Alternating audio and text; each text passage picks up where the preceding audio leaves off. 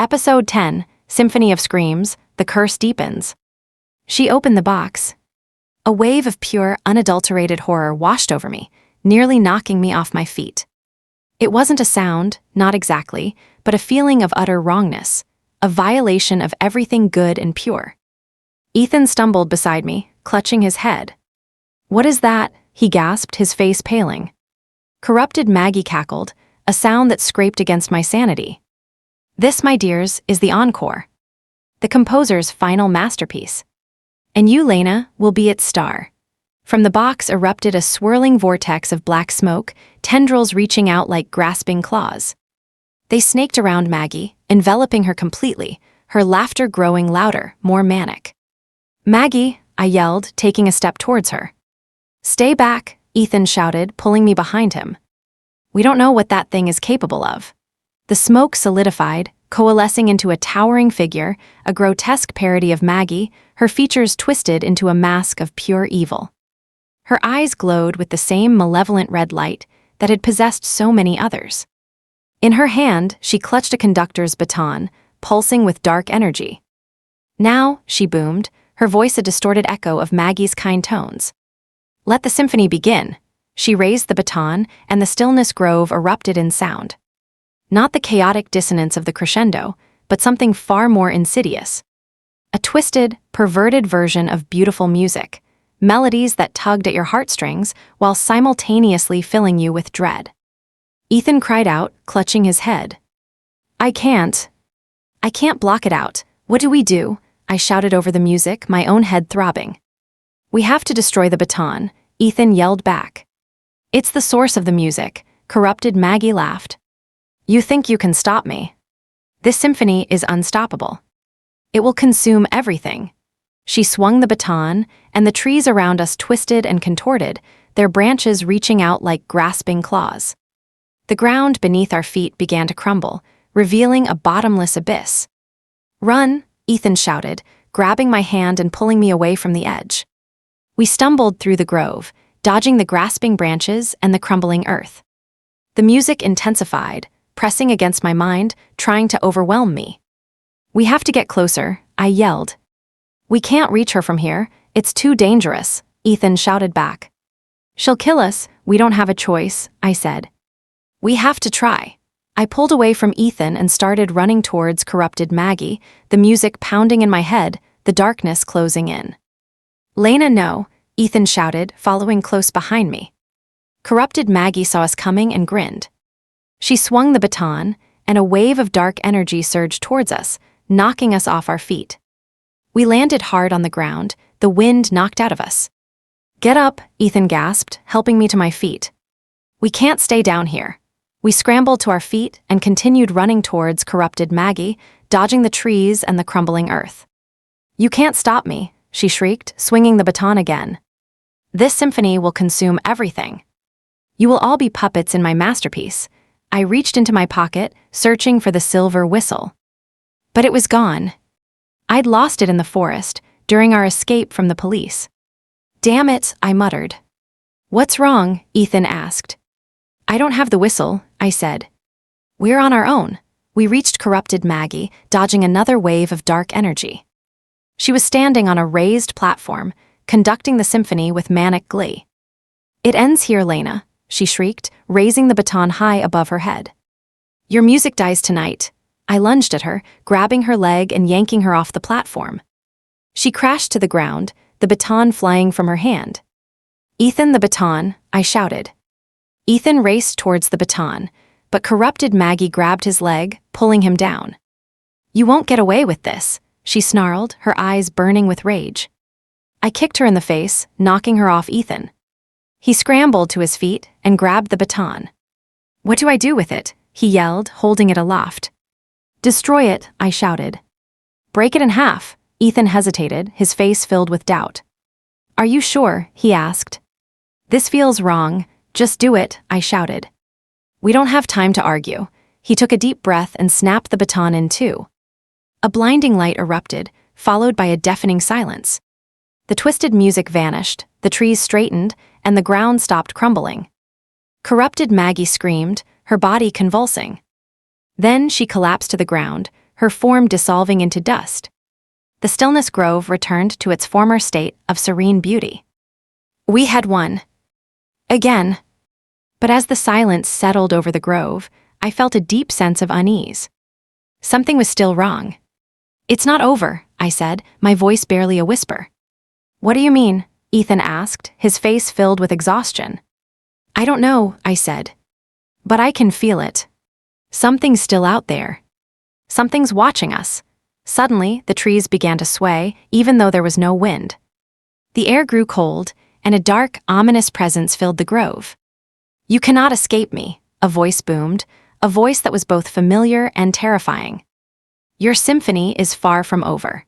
A figure materialized before us, standing beside the broken remains of the wooden box.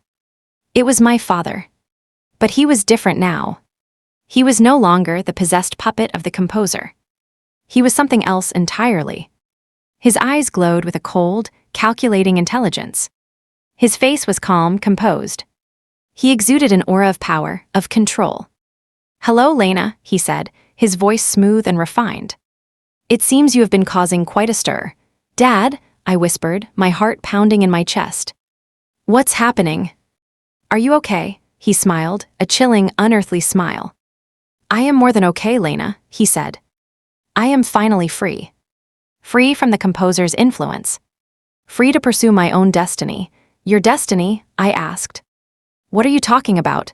I have seen the truth, Lena, he said. I have seen the power of music, the power to shape reality itself. And I intend to wield that power to create a better world. A better world? I asked. By doing what? Possessing people. Killing them?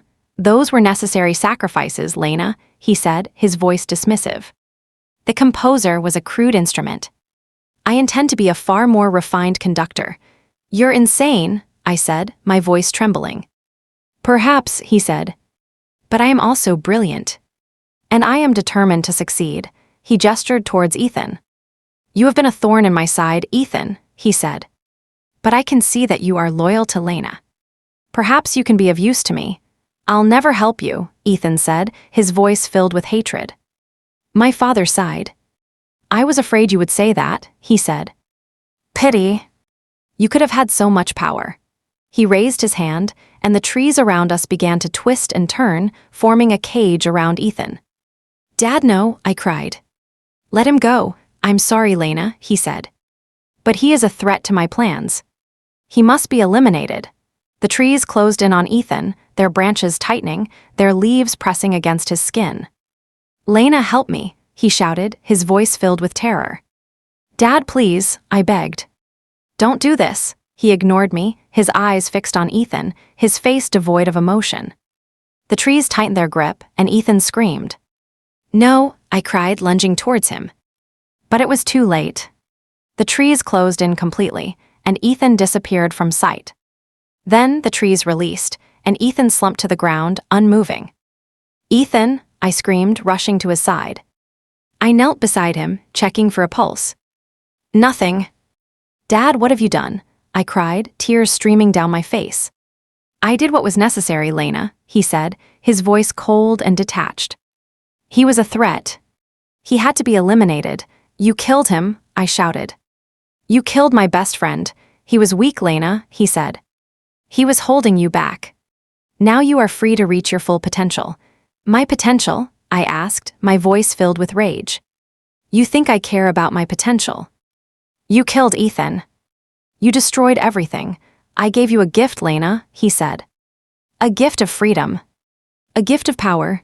I don't want your gift, I said. I want Ethan back.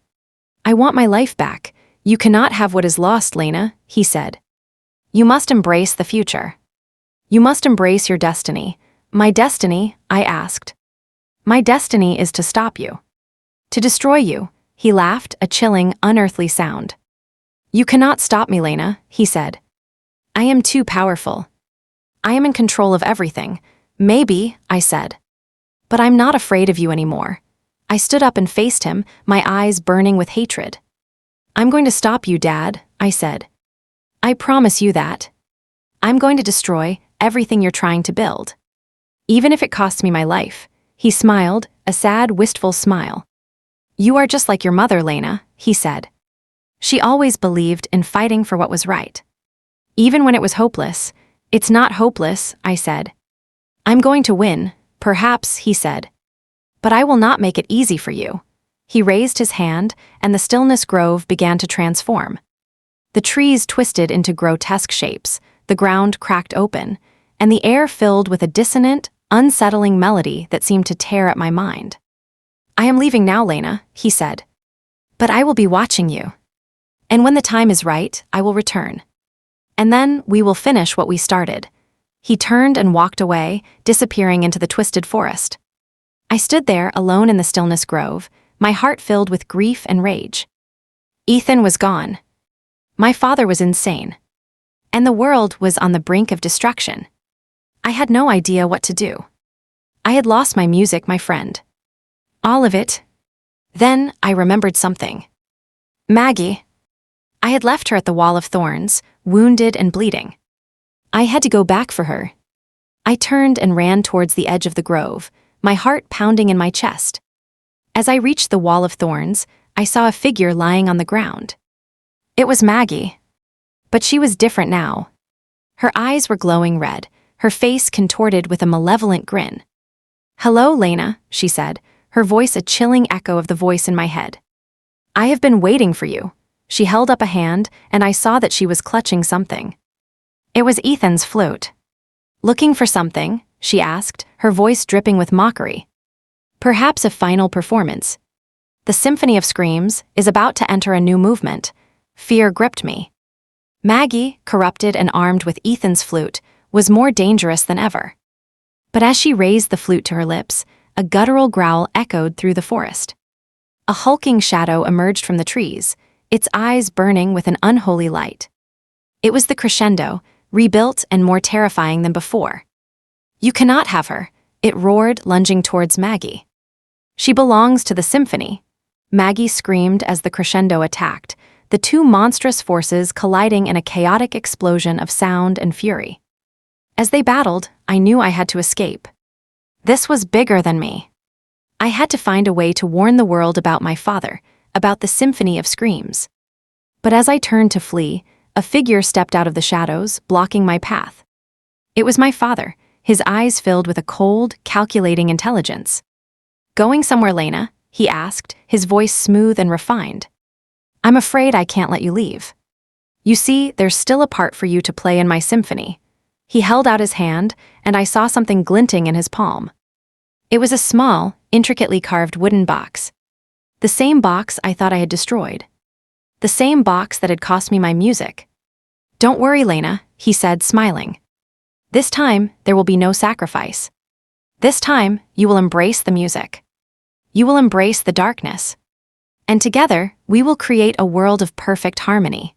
He opened the box, and a wave of pure, unadulterated horror washed over me, even stronger than before. This wasn't just a seed of madness. This was the source, the heart of the symphony.